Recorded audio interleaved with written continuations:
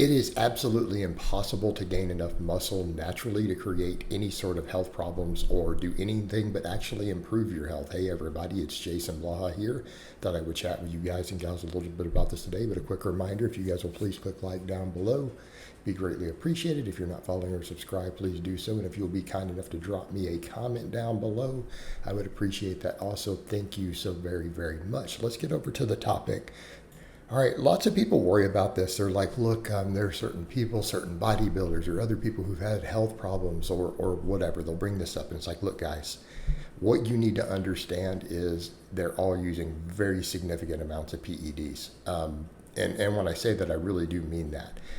In fact, I'll go so far as to say that as far as our topics for health concerns, it is impossible to gain enough muscle to be a health concern from the muscle you have for even very modest amounts of anabolic use, right? The guys who use very, very small amounts, they still can't gain enough muscle to be a concern. So I will actually stand by that statement. And I'm not saying they might not get side effects that could be problematic for their health. But what I'm saying is they won't gain enough muscle. You got to be pretty big for this to be a concern. And the reason I say that, and we'll even get over to sports in a minute, that actually most of your top elite athletes who perform super fast, explosive, actually have a fair amount of muscle and they all lift weights, right? Most of your top sprinters squat 500-600 pounds, right? You even saw Conor McGregor squatting 405, squatting 400 pounds and stuff leading into some of his fights. So don't give me this, oh, I'll get slow. No, just stop. Right? Then why do the highest level sprinters do 600-pound squats? It's not making them slow. It's getting them to the Olympics is what it's doing. All right, so let's talk about this. This is not a concern, and I think people don't understand you can't get that big natural. Okay, and I think they don't understand also that when you do see someone who's reasonably big natural, and you're like, oh man, he's pretty big. He's probably put in 10, 15 years. The same even with women. Like these are not people who are coming in and for the women who are just doing squats with one plate aside. Okay, they're just not. The same with guys. They're not doing sets of 10 with 225 on the back squat. All right, they're usually pretty dang strong. So when we say that it's not a concern, we'll look at the research. Okay, we know that strength training beats cardio for heart health by a small margin. Now, when I say that, people don't need to jump up and go, Blaha's being anti-cardio. No, I'm pro-cardio. I do cardio. I do cardio pretty much every day. Okay, so don't throw that at me, because cardio has separate health benefits from lifting, particularly for your heart and stuff. But if you only did one, the research is showing strength training wins out. Muscle mass is cardioprotective. Now people say, but what if your body weight's too high? Well, that's because you're fat. Again, realistically, do you guys really think an average height man is going to be over 200 pounds lean, really lean, drug-free? No. It's not going to happen. He's going to be 180 pounds, right? He's going to be 185. 190 is kind of pushing it, right? He's going to have to work really, really, really, really hard for a lot of years to reach 190 real lean. So no, they're overweight because they're fat, not from the muscle. Okay, so the heart health. The other stuff, look at all the other benefits. And then we'll go into sarcopenia and aging, diabetes. Right, lifting weights alone reduces diabetes risk by 70%. Any weightlifting, like twice a week. But the more muscle you have, the more cardioprotective it is against insulin resistance, like all insulin resistance. Like literally lifting weights and not being fat, you will not be insulin resistant. Like if you train really hard, you gain significant amounts of muscle for several years, and you don't use any drugs that cause insulin resistance, and you're not fat, your diet is still not going to make you insulin resistant. It is extremely unlikely. You would have to do a very extreme diet, right?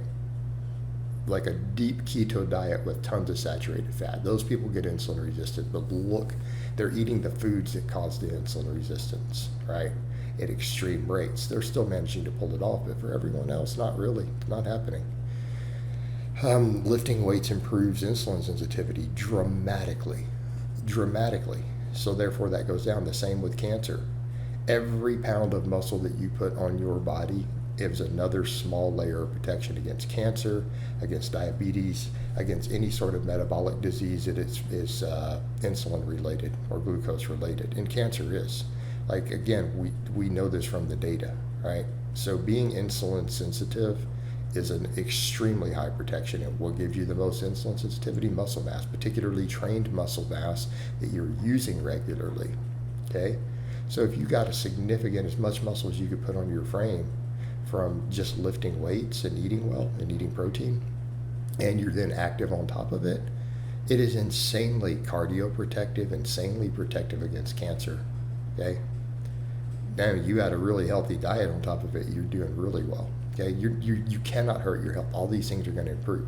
So even if you were concerned with whatever other health issue you might think it's going to arise, look at the big ones. Look at heart disease. Look at diabetes. Look at cancer. That is what kills 90% of Americans. By the way, like 90% of our deaths, those three things combined together. Okay, that's 90%.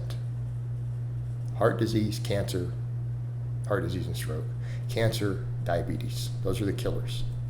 Everything else added together, everything, medical malpractice, murder, everything, drug abuse, it's like 10%. Okay? 10%, guys, accidents. It's protective. Then you get into aging. You're not going to keep all your muscle. People are like, well, you're sticking with someone still jacked at 85. They're walking around 190. Well, they're not doing that without drugs. You're going to start losing muscle.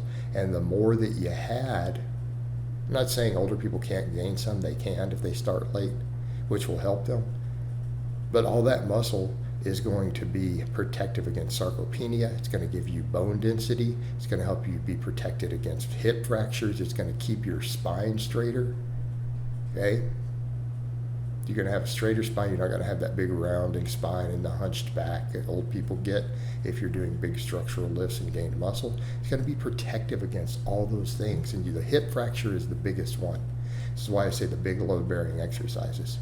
When you're over 60, if you break a hip, you fall and break a hip, 19 out of 20 people who do this are dead in less than 3 years. 3 years. 19 out of 20, 95% of people who get a hip fracture past age 60 are dead in 3 years or less. It is lethal. It is absolutely deadly. It is a death sentence. All right, lifting weights helps prevent that. Getting as strong as you can, as big as you can before that will help keep it later into life. All right, guys, but that's really all I have to say on that today. I hope it's been informative. I'll talk to you guys and gals next time.